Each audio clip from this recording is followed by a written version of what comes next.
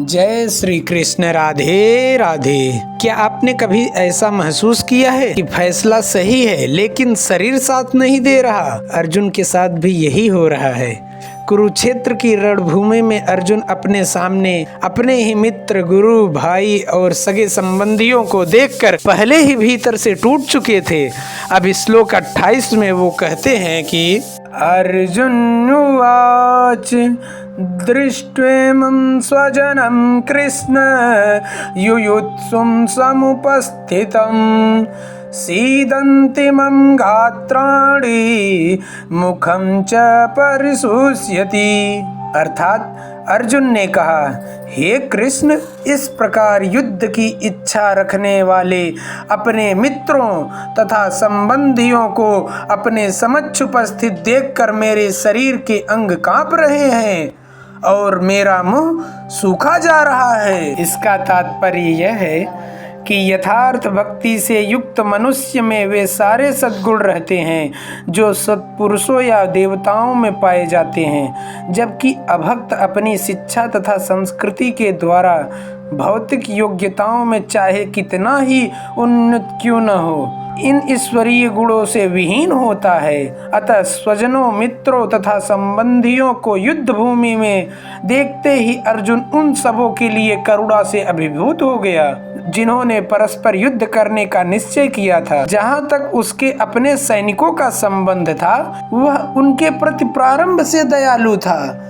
किंतु विपक्षी दल के सैनिकों की आसन्न मृत्यु को देखकर वह उन पर भी दया का अनुभव कर रहा था। और जब वह इस प्रकार का सोच रहा था तो उसके अंगों में कंपन होने लगा और मुख सूख गया। उन सबको युद्धाभिमुख देखकर उसे आश्चर्य भी हुआ। प्रायः सारा कुटुंब, अर्जुन के सगे संबंधी उससे युद्ध करने आए थे।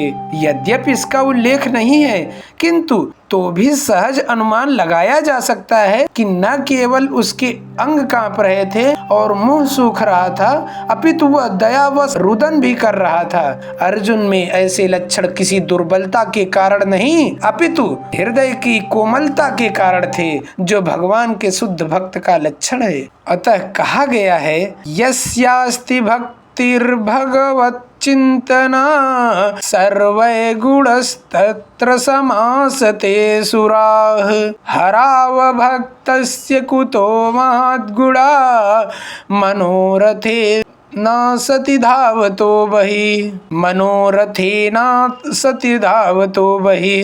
अर्थात जो भगवान के प्रति अविचल भक्ति रखता है उसमें देवताओं के सद्गुण पाए जाते हैं, किंतु जो भगवत भक्त नहीं है उसके पास भौतिक योग्यताएं ही रहती हैं जिसका कोई मूल्य नहीं होता। इसका कारण यह है कि वह मानसिक धरातल पर मंडराता रहता है और ज्वलंत माया के द्वारा अवश्य ही आकृष्ट होता है। आप इसमें देख रहे हैं, ये सिर्फ डर नहीं है, ये आत्मा और कर्तव्य के टकराव का असर है। आप रियल लाइफ में भी इसका यूज देख सकते हैं इस श्लोक का। आज भी यही होता है। जब नौकरी सही लगती है लेकिन दिल नहीं मानता, जब रिश्ते बचाने हों लेकिन सच बोलना पड़े, जब फैसला लेना पड़े अपने ही लोगों के खिलाफ, तब सिर्फ दिमाग नहीं शरीर भी बोलने लगता है।